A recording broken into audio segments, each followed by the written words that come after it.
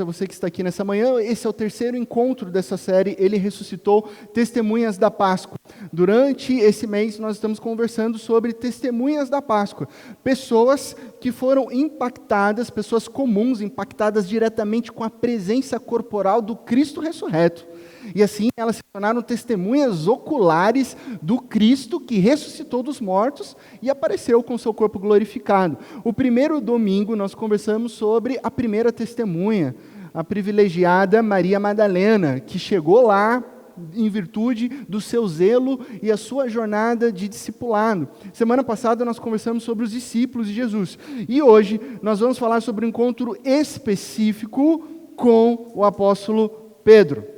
Um encontro de Jesus com Pedro. E que inicia a partir do texto de... Traremos como base o texto de João capítulo 21, verso 1 a 7. Antes de nós lermos, você vai perceber que a dinâmica da mensagem hoje vai ser um pouco diferente. Existem várias técnicas de pregação. Existem pregações que nós chamamos de pregações temáticas, existem pregações que nós chamamos de pregações expositivas. Semana passada foi uma pregação expositiva, a gente fica dentro de um texto, fica dentro de uma perícope e a gente retira os pontos dessa perícope. Mas hoje você vai perceber que é um outro estilo de pregação, porque hoje nós estamos falando sobre o apóstolo Pedro. E para a gente ter uma maior dimensão de como foi esse encontro, a gente vai passar por vários textos bíblicos sobre a vida de Pedro. E por isso nós vamos passar para além do Evangelho de João, mas nós vamos ver trechos do Evangelho de Lucas, de Mateus, de Marcos, todos que falam sobre o apóstolo Pedro. Ok, pastor, o que isso significa? Significa que tem detalhes que Lucas colocou e Marcos não colocou. Significa que tem detalhes que João ali deu uma ênfase, mas que Mateus passou batido. Ah, mas isso significa que a Bíblia é contraditória? Não. Isso significa que cada um teve uma perspectiva diferente. Então, uma vez eu aprendi essa explicação e fez muito sentido para mim, porque na época eu ainda não era pastor, na época eu era policial militar, e aí fez sentido, e vai fazer sentido para o nosso irmão aqui, o William, que trabalha na GM aqui de Indaiatuba, é que ele falou, a pessoa me explicou da seguinte maneira: olha, cada evangelista tem um ponto de vista, então imagine só um acidente de trânsito. Um acidente de trânsito, numa esquina qualquer. Aí tem a pessoa que sofreu o acidente e que na visão dela, ela vai falar assim: nossa, o carro veio a 160 por hora na Kennedy, porque ela sofreu um impacto. Aí tem a visão daquele que furou o sinal vermelho e falou assim: eu nem estava tão rápido, eu estava brecando no amarelo, mas aí eu aproveitei, eu estava 50 por hora. E existe a visão da pessoa, do transeunte, que estava ali passando. E ele olhou e falou assim: nossa, na verdade, ele passou por um buraco, nem percebeu, desviou e acabou tendo esse choque. E aí você vai falar assim: nossa, mas são três opiniões diferentes, elas estão se contradizendo? Não, são perspectivas, olhares distintos de onde se encontra cada pessoa. É isso que acontece com os evangelhos. Então cada um está olhando a partir do seu ponto, da sua perspectiva. Então a gente vai começar com esse texto de João capítulo 21 e vamos falar sobre o encontro de Jesus ressurreto com Pedro. Versículo 1: Depois disso, Jesus apareceu novamente aos seus discípulos à margem do mar de Tiberíades. Foi assim: estavam juntos Simão Pedro, Tomé chamado Dídimo, Natanael de Caná da Galileia, os filhos de Zebedeu e 2 outros discípulos. Vou pescar, disse Simão Pedro. E eles disseram: nós vamos com você. Isso é um detalhe importante, a influência de Pedro, né? Um líder nato. Eu vou pescar, ok, a gente vai pescar com você. Eles foram e entraram no barco, mas naquela noite não pegaram nada. Naquela noite não pegaram nada. Lembrando que a noite é um momento muito bom para pescar naquela região. Mas na noite eles não conseguiram. Ao amanhecer, Jesus estava na praia, mas os discípulos não o reconheceram. Ainda estava escuro, ainda estava clareando, estava naquele momento onde a luz do sol está no horizonte e ofusca os nossos olhos.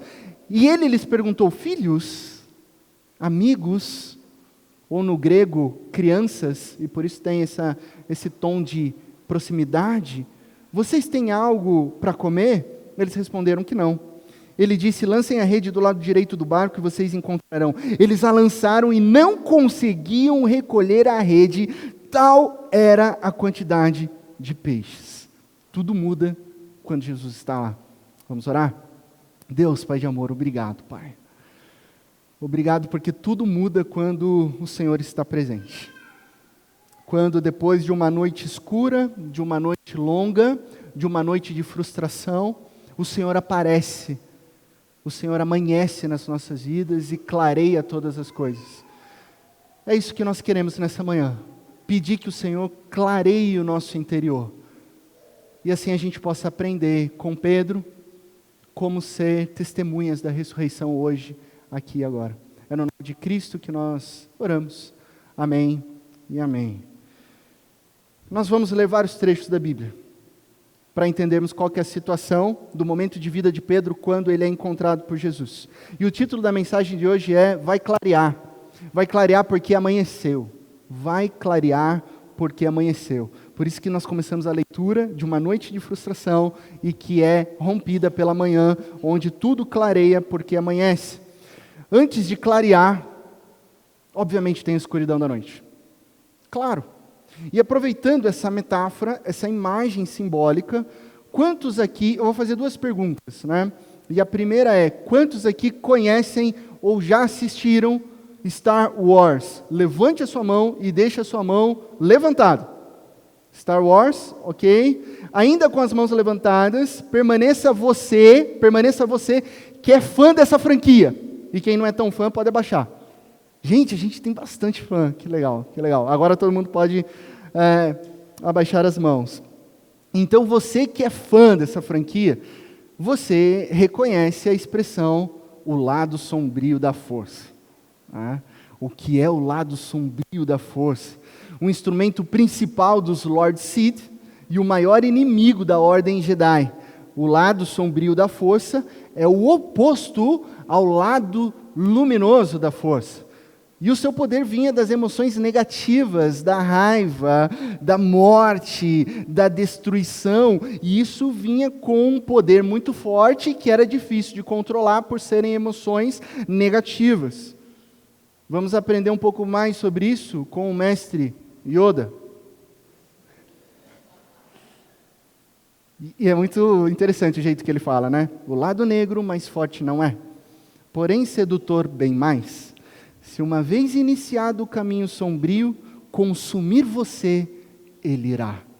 O mestre Yoda disse isso no episódio 5, o Império Contra-Ataca. E o que ele está ensinando aqui?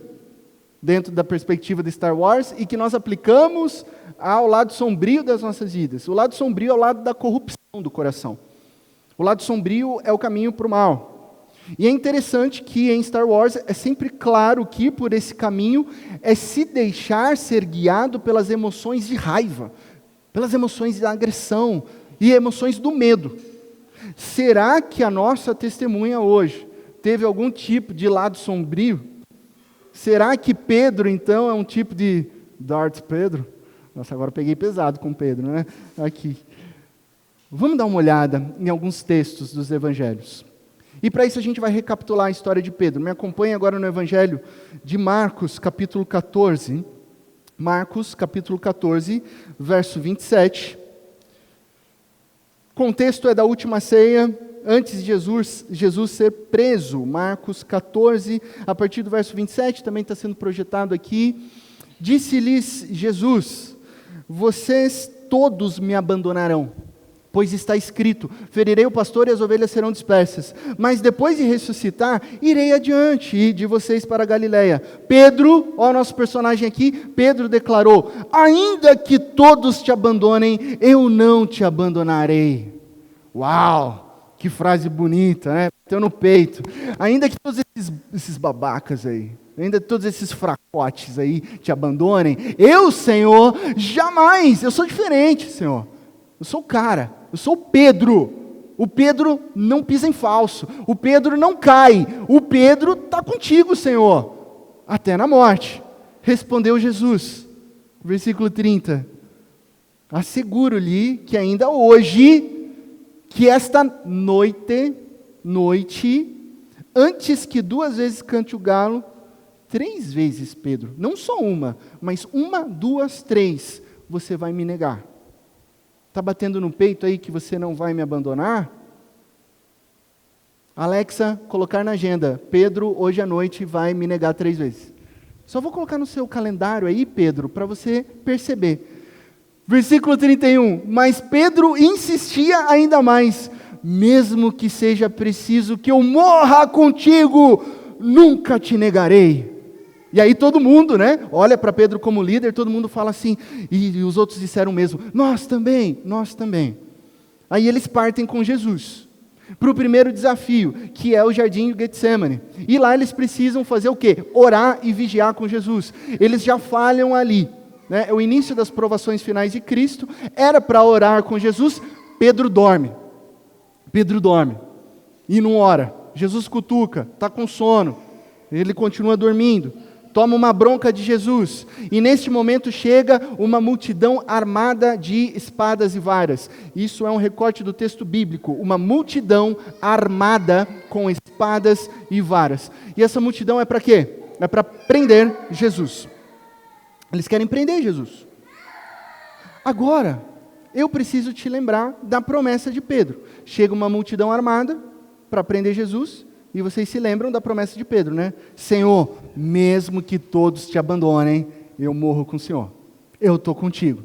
Pois bem, soldados armados, multidão com varas, Judas o traidor ali para fazer o sinal do beijo, e no meio um servo do sumo sacerdote estava lá. Ok, servo do sumo sacerdote. Tinha uma tradição judaica daquela época que o servo do sumo sacerdote, aquele que era responsável inclusive para colocar as águas nas mãos, purificar as mãos do sumo sacerdote, era uma espécie de coroinha da época. Então, o servo do sumo sacerdote, ele era um garoto. Ele era um adolescente, um pré-adolescente. E, obviamente, ele não estava armado. Ele é um garotinho que está no meio ali. E entre um monte de pessoas armadas, Pedro puxa a espada e vai atacar quem? O garotinho. O garoto desarmado. E Pedro faz o quê? Tenta dar uma nele, ele escapa, porque é um garoto rápido, ligeiro, corta a orelha. E, de acordo com o Evangelho de João, o nome daquele garoto era Malco. Ele corta a orelha de Malco. Jesus olha para Pedro e fala... Pedro, cara, guarda essa espada. E é o Evangelho de Mateus que nos dá essa informação. Guarda essa espada. Ou você não pensou que se eu quisesse, eu falava com o meu pai e um exército de anjos viria me defender? Guarda isso daí, guarda isso daí. Aí Pedro ouve isso, espada numa mão, outra mão suja com sangue, uma orelha no chão, sem saber o que dizer, a orelha fica no chão, Jesus vai lá, põe a mão na cabeça do menino e cura, né? Pedro fica meio que olhando, uma orelha a mais, uma orelha aqui, o que eu fui fazer? Jesus está curando, ao mesmo tempo que Jesus está sendo preso, e aí então Jesus diz, vamos, podem me prender, porque as Escrituras, a palavra de Deus, precisa ser cumprida. Então nós vamos. Todos o abandonaram e fugiram. Muito obrigado. Eu agradeço a sua expressão de amor. Jamais conseguirei abrir essa garrafinha. Mas eu agradeço o afeto e o cuidado. Obrigado, João. Ele deixou aberta, gente. Eu vou até tomar água, eu nunca tomo, mas para mostrar que o Jonatas deixou aberta, gente. Obrigado, Johnny. Mas eu lembro quando você pegou o docinho aqui na outra pregação. Gente, Jesus continua, podem me prender, porque eu preciso cumprir as Escrituras. E nesse momento o Evangelho diz que todos fugiram, todos abandonaram, todos, não tem exceção, todos abandonaram.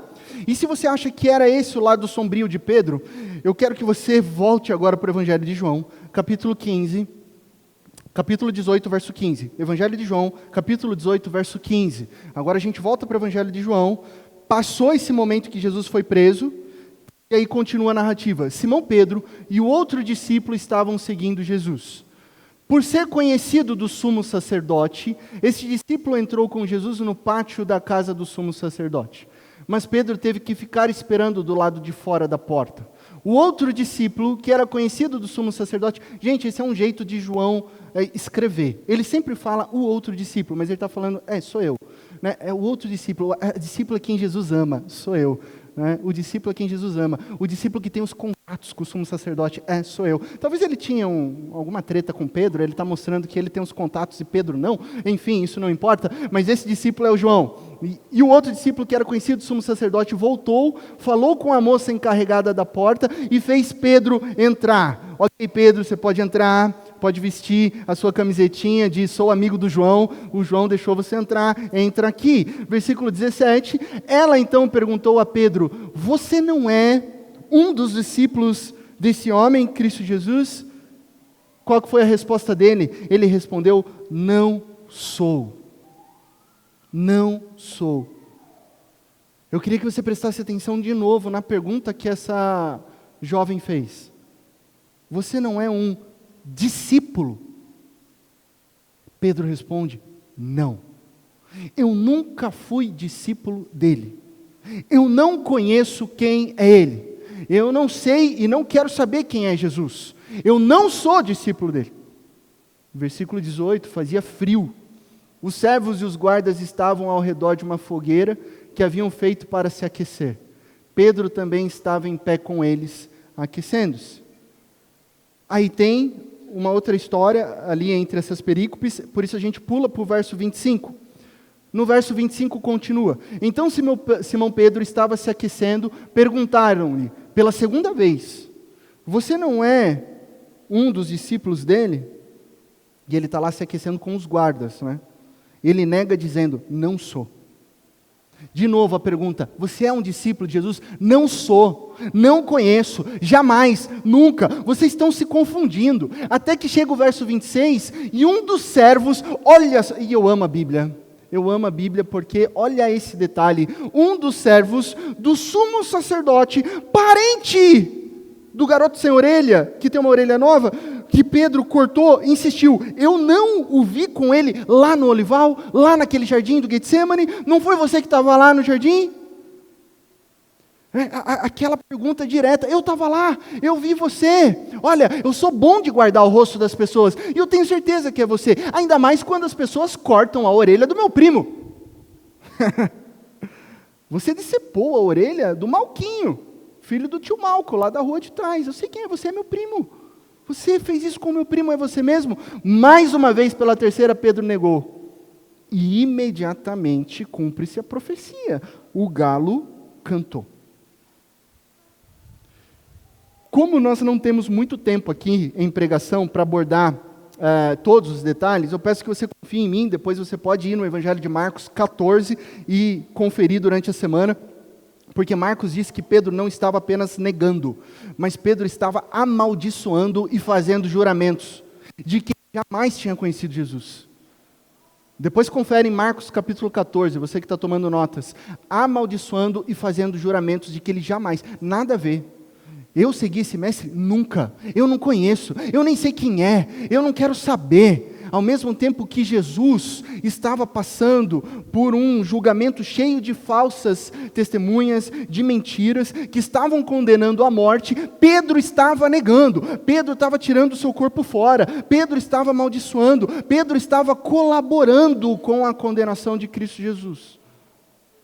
Aí no Evangelho de Lucas temos um detalhe especial que eu quero compartilhar com vocês, Lucas 22, versos 61 e 62, e Lucas é cheio dos detalhes, e coloca esse detalhe precioso, que só tem nesse evangelho. O Senhor voltou-se e olhou diretamente para Pedro. Então Pedro lembrou-se da palavra que o Senhor lhe havia dito, antes que o galo cante hoje, você me negará 3 vezes. Saindo dali, chorou amargamente. Ele chorou amargamente. Mas eu queria que você se colocasse no lugar de Pedro. Vacilei, fiz algo terrível, cantei de galo e na verdade o galo que me cantou. E aí a primeira frase foi, o Senhor voltou-se e olhou diretamente para mim. Imagina o olhar de Jesus. Jesus está passando naquele momento, que Pedro está negando, amaldiçoando e jurando não conhecer Jesus. Jesus está passando no momento que o galo canta. Jesus está passando com aquele olhar profundo de Jesus, e é um olhar cheio de amor. O olhar de Jesus é profundo porque há muito amor no olhar de Jesus. Não é por isso que Jesus olha, por exemplo, para o jovem rico, e antes de dizer qualquer coisa, ele olha com muito amor. E é esse olhar cheio de amor que atinge em cheio o coração de Pedro. Quando atinge o coração de Pedro, Pedro não tem outra coisa a fazer a não ser chorar amargamente. Ele é confrontado pelo olhar amoroso de Jesus. Então naquela noite sombria, e tudo é noite, o Pedro com o seu lado sombrio, o Darth Pedro, impulsionado pelas suas emoções, impulsionado pela sua raiva, impulsionado pela sua agressão, que se escondia da luz, que ficava ali entre os guardas na escuridão, porque ninguém vai me reconhecer, nas sombras, negando tudo que ele tinha visto, ouvido e vivenciado, junto com o mestre, no meio das trevas. Jesus olhou para ele. Jesus olhou para ele. Se coloque no banquinho de Pedro agora. Ele chora amargamente. Eu e você, no lugar de Pedro, nós somos Pedro. Como eu pude fazer isso, Jesus? Jesus, como é que eu pude te negar? E não foi uma, não foi duas, foram 3 vezes. Agora tudo acabou. E ele chora amargamente porque é isso que está passando na cabeça dele. Agora tudo acabou. Tudo ruiu. A minha vida vai ser sempre trevas. Jesus está passando, olhando para mim, ele está indo para a cruz. Ele vai morrer. Não dá mais para prosseguir, eu não sou mais o Pedro, eu não sou mais o Pedro que prega, eu não sou mais o Pedro alegre, eu não sou mais o Pedro que caminha com Jesus, eu sou o Pedro que falou que não conhece Jesus. Sabe aquele sentimento de que você fez uma coisa muito errada e que você acha que é impossível de consertar? Quem aqui já passou por isso? Fiz uma coisa terrível. Não consigo consertar. Não tem como consertar. E aí você começa a pensar, eu nunca mais vou sorrir, isso não tem conserto, eu nunca mais vou pregar, eu nunca mais viverei aqueles momentos incríveis com Jesus, porque eu neguei, porque eu errei, porque eu tomei uma direção errada, eu deixei que o meu lado sombrio me guiasse, que as minhas emoções mais obscuras tomassem conta do meu ser, e agora eu estou na escuridão. Esse é o sentimento de Pedro. E aí nós vamos lendo a narrativa de todos os evangelhos.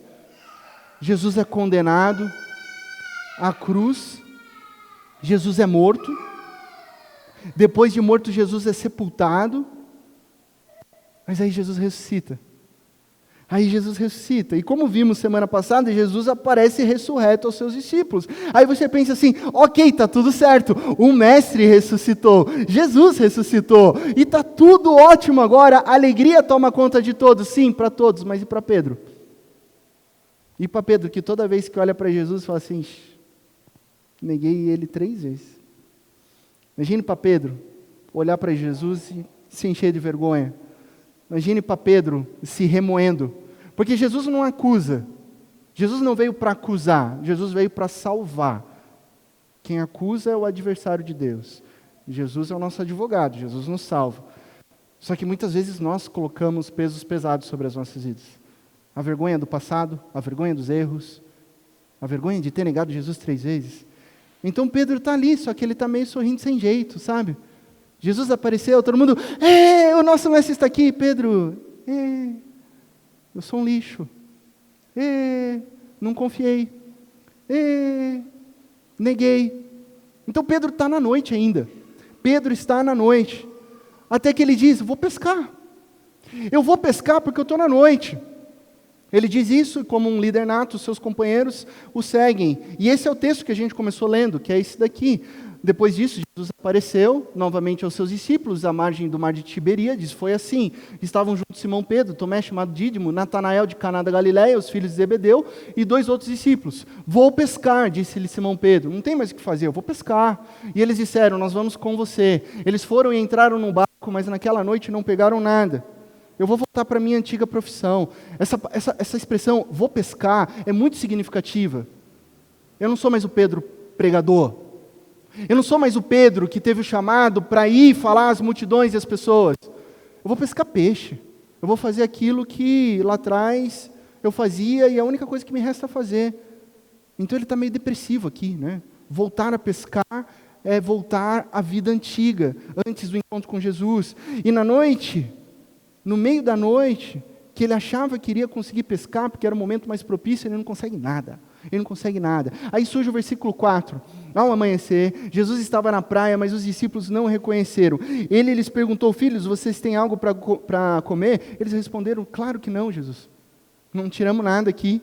Ele disse, lancem a rede do lado direito do barco e vocês encontrarão. Eles a lançaram e não conseguiam recolher a rede, tal era a quantidade de peixes. E aí é nesse momento, do clarear do dia, que amanhece na vida de Pedro. Porque nós continuamos a leitura e no versículo 7, o discípulo a quem Jesus amava, João, disse a Pedro, é o Senhor, Pedro. É Jesus. E Simão Pedro, ouvindo-o dizer isso, vestiu a capa, pois havia tirado e lançou-se no mar. Isso é um detalhe que a gente não vai explicar aqui, né? Muito estranho para nós, pescar pelado, mas ele, por alguma razão, estava pescando pelado ali, Jesus aparece e ele pensa, não posso falar com Jesus pelado, solução, pule no mar, né? Sim, e eu amo esse detalhe porque a Bíblia não foi inventada, tá? Esse é só um detalhe precioso para mostrar e provar que a Bíblia não é fruto da imaginação humana. Ninguém ia colocar essa parte de que Pedro estava pelado e pulou no mar, né? Então isso só prova que a Bíblia é real. Aí ele se lança no mar, versículo 8. Os outros discípulos vieram no barco, arrastando a rede cheia de peixes, pois estava apenas a cerca de 90 metros da praia. Quando desembarcaram, viram ali uma fogueira, peixe sobre brasas e um pouco de pão. Versículo 10. Disse-lhe Jesus, tragam alguns dos peixes que acabaram de pescar. Simão Pedro entrou no barco, arrastou a rede para a praia. Ela estava cheia, tinha 153 grandes peixes. Olha o detalhe, né? Mais de 100 peixes. Não é peixinho, não. É grande peixe. Embora houvesse tantos peixes, a rede não se rompeu. Um detalhe que pela quantidade de peso deveria romper, mas não rompeu. Jesus lhes disse, venham comer. Nenhum dos discípulos tinha coragem de lhe perguntar, quem és tu? Porque eles sabiam que era Cristo Jesus. Então Jesus aproximou-se, tomou o pão e deu a eles, fazendo o mesmo com o peixe. Essa foi a terceira vez que Jesus apareceu aos seus discípulos, depois de ter ressuscitado dentre os mortos. Versículo 15, depois de comerem, Jesus perguntou a Simão Pedro, bom, agora eu apareci, agora eu estou aqui, Pedro, você já comeu, Pedro, você já está aí com a barriga cheia, agora a gente precisa conversar, Pedro, agora nós precisamos conversar. Simão, filho de João, você me ama mais do que estes? Jesus começa com uma pergunta. Esses o quê? Esses peixes que a gente acabou de pescar? Claro que não. Não é sobre peixes essa conversa. Essa conversa de Jesus com Pedro é sobre aquela vez que ele havia dito, ainda que todo mundo te abandone, Senhor, eu jamais te abandonarei. Então, Pedro, você acha que me ama mais do que qualquer pessoa? Então, Pedrão, Jesus está dando uma segunda chance. Ele disse, sim, Senhor, tu sabes que te amo. Jesus disse, cuide dos meus cordeiros. Novamente Jesus disse, Simão, filho de João, você me ama? Ele respondeu, sim, Senhor, tu sabes que te amo. Jesus disse, pastoreie as minhas ovelhas. Olha Jesus restaurando, cuide das minhas ovelhas, pastoreie as minhas ovelhas. Jesus não está falando, vai pescar. Jesus está falando, cuide das minhas ovelhas. Pela terceira vez ele lhe disse, verso 17, Simão, filho de João, você me ama? Pedro ficou #chateado nesse momento. Porque Jesus lhe perguntou pela terceira vez, talvez ele não estivesse entendendo o que estava acontecendo aqui, você me ama. E ele disse, Senhor, tu sabes todas as coisas, e sabes que te amo, sabes que eu estou lidando com isso internamente, sabes que eu chorei amargamente, sabe que eu me envergonho de olhar para o Senhor e olhar para o meu passado. Jesus lhe disse, cuide das minhas ovelhas. Em verdade lhe digo que quando você era mais jovem se vestia e ia para onde queria, mas quando for velho estenderá as mãos a outra pessoa, o vestirá e o levará para onde você deseja ir. Versículo 19. Jesus disse isso para indicar o tipo de morte com que qual Pedro glorificaria a Deus. Então lhe disse, siga-me. Houve um momento na história de Pedro que todos os motivos para viver tinham ruído. Todos os motivos para sentir que a vida tinha sentido, acabou. Ele tinha achado que não tinha mais como superar aquela situação. Como que eu vou voltar a pregar se eu neguei a Jesus? Como eu vou voltar a ser um discípulo, se é que eu fui um discípulo? E talvez essa muitas vezes seja a nossa pergunta, né? Como superar uma noite escura dessa, quando nós vacilamos? Como se recuperar de um erro grande? No entanto, nós sabemos que no final da vida de Pedro, ele está mais uma vez fazendo exatamente o que Jesus disse. Lá no final da vida dele, alimentando os cordeiros, pregando a palavra, não pescando peixes, a não ser no horário de folga, mas pescando homens. pescando vidas, pescando pessoas para Cristo Jesus. Como é que isso é possível? Como ter essa superação? E aqui está a realidade. Exatamente a mesma coisa que aconteceu com Pedro pode acontecer com as nossas vidas. Podemos nos ver num lugar extremamente sombrio, num momento onde a gente pensa, eu não deveria ter dito aquilo para aquela pessoa, eu não devia ter machucado uma pessoa que eu tanto amo, eu não deveria ter feito esse grande erro. Como nós podemos resolver essas questões? Ou melhor, como até podemos prevenir de que isso nos destrua? E já caminhando para o final, eu quero colocar 3 aplicações que a história de Pedro traz para nós, de como nós podemos prevenir de cometer coisas que nos destruam. A primeira delas é, mantenha a guarda alta. Essa é a primeira coisa que a gente aprende com Pedro. Com o Darth Pedro, né? Porque ele não manteve a guarda alta. Lá atrás, quando Jesus tinha dito, olha, vocês me abandonarão, vocês vão correr, vocês vão fugir. E Pedro, só se for esses trouxas aí, eu estou contigo, Jesus, até na morte. Mantenha a guarda alta, não só pelo que vem de fora, mas o que vem de dentro. O que derrubou Pedro foi o que veio de dentro, chamado orgulho. Orgulho. O orgulho se manifestou no coração de Pedro. Eu sou bom bastante, errados são os outros.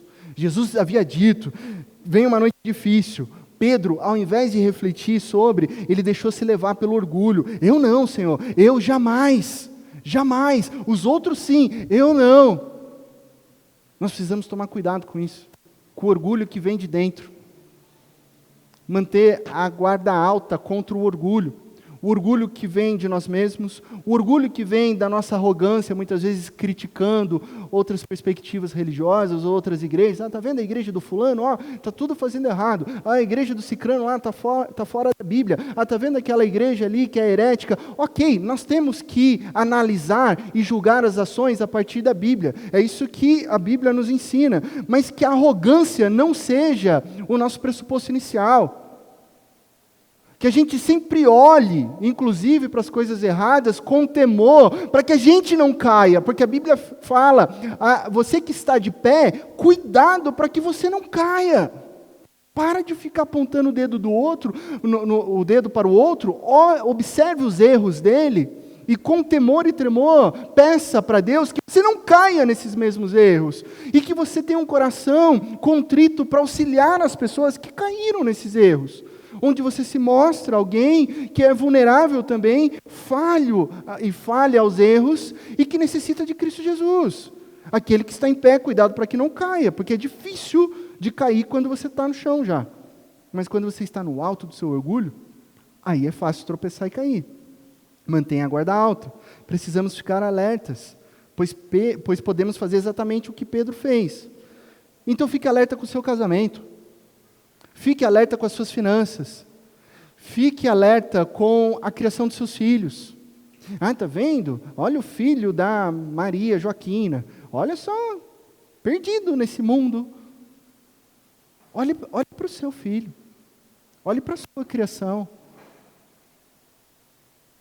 Mantenha a guarda alta. Tenha cuidado com o seu casamento. Tenha cuidado com as suas finanças. Tenha cuidado com as pessoas com quem você se relaciona. Não seja o tolo ou a tola de achar que você é imbatível e que todo mundo é ignorante, só você tem a razão. Você precisa de Deus, eu preciso de Deus, nós precisamos de Deus. A segunda lição é, quando cair, levante-se. Se você foi derrubado, ou se você caiu por seus próprios erros, a palavra é levante-se, levante-se. Não é fácil, não é instantâneo, mas você não pode ficar parado no chão, você tem que se levantar. Você já me ouviu aqui falando várias vezes sobre o Evangelho segundo Rocky Balboa, né? Para mim, Rocky Balboa é uma franquia obrigatória para a gente assistir, né? E ele fala lá, em algum momento do filme, sobre a realidade de que a vida vai bater em você. De que a vida não é simples, a vida não é fácil, a vida é difícil. Mas o grande segredo é o quanto você aguenta apanhar e seguir em frente. O quanto você aguenta se levantar. Então, não é fácil, não é instantâneo. Só que não fique no chão, levante-se. E quando você não tem forças para levantar, quando eu e você não temos forças para levantar, sabe o que a gente faz? Nós apenas inclinamos o nosso rosto, o nosso olhar para o alto, para Deus, e Ele vai estender a mão, e Ele vai nos levantar, Ele vai nos carregar, Ele vai nos sustentar. Sabe quando a perna falha, quando não tem como você permanecer, porque a perna amolece, Ele firma os nossos passos, Ele nos dirige, Ele nos carrega se for necessário. Olha para o Pai, olha para o Pai.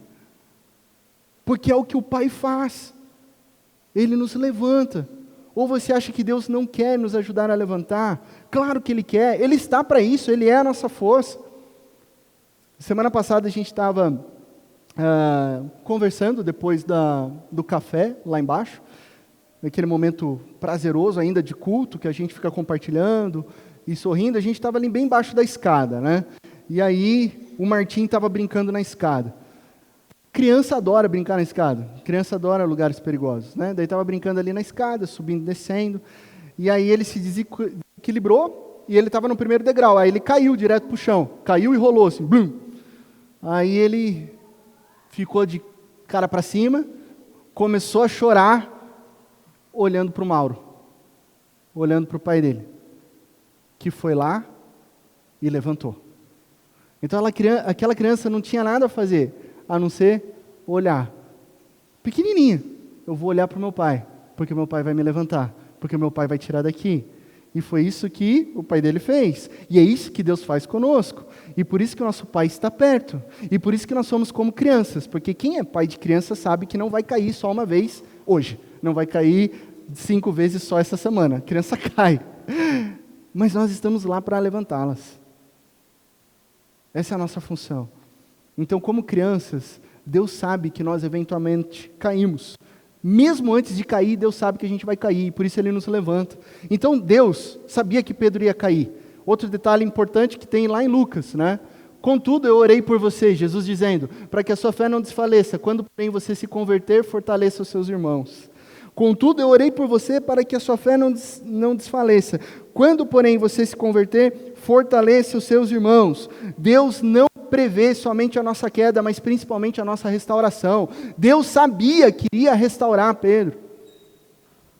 Não sabia somente da queda, mas também da restauração. Quando você cai, Deus está lá para te levantar e para fortalecer, para que você fortaleça os seus irmãos. E aqui um detalhe precioso, né? Quando você se converter, às vezes a gente fala assim, eu sou como Pedro, impulsivo, eu sou como Pedro, eu falo o que dá na telha, eu sou como Pedro, eu não tenho filtro. Para de falar isso, porque esse Pedro sem filtro, esse Pedro da espada, esse Pedro que corta a orelha, esse Pedro que nega Jesus 3 vezes, é o Pedro que, segundo a palavra de Deus, não se converteu ainda.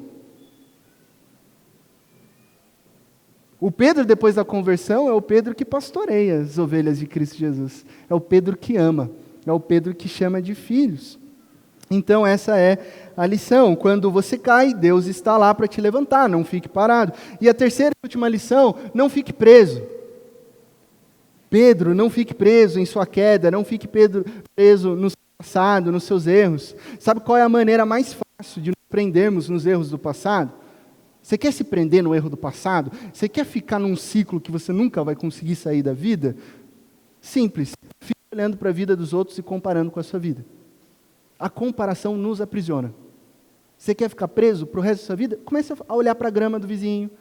Porque o casamento dela, nossa, bem melhor. Nossa, o trabalho dele, puxa, ele está num cargo que eu não estou.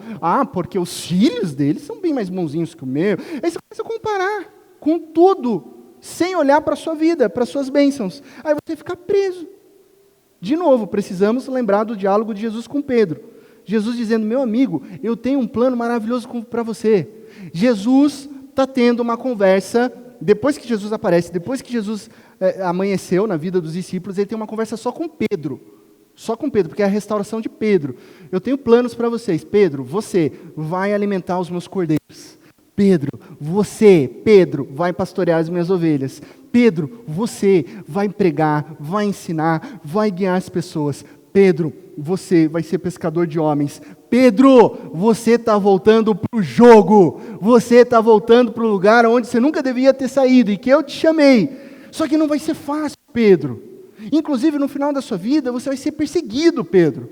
Você vai ser morto por minha causa. E foi isso que aconteceu. A tradição da igreja diz que Pedro foi morto, crucificado, e ele pediu para que ele fosse crucificado de ponta cabeça, para que ele não fosse crucificado de maneira semelhante a Cristo Jesus. Foi esse, de fato, o fim de Pedro. Foi cumprida as Escrituras.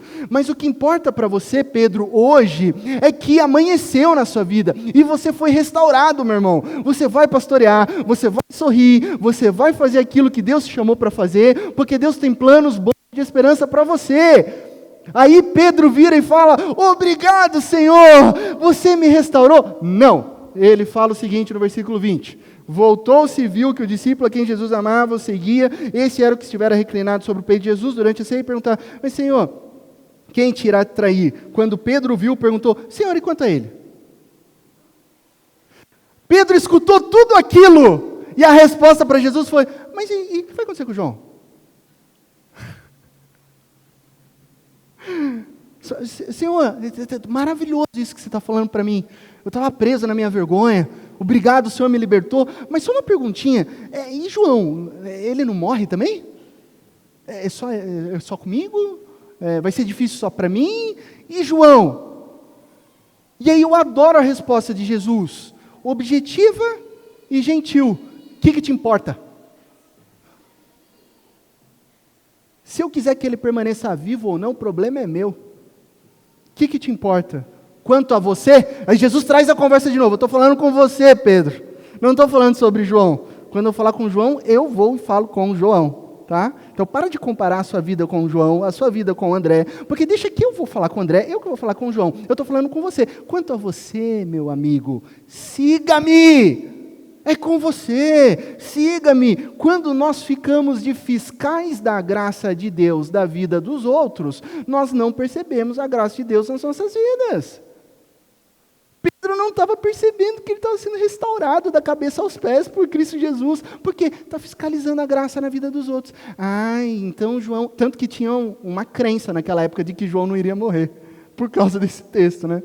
E Jesus, você não está prestando atenção em mim, olha para mim, me segue. Pedro estava sendo restaurado e queria ficar fiscalizando a vida dos outros. Não, amigos, não façam isso. Não vivam para comparar com a vida de outras pessoas, não se prendam. Vivam a restauração, vivam os planos maravilhosos de Deus para a sua vida. Então, mantenha a guarda alta. Não vou deixar que o meu orgulho me derrube.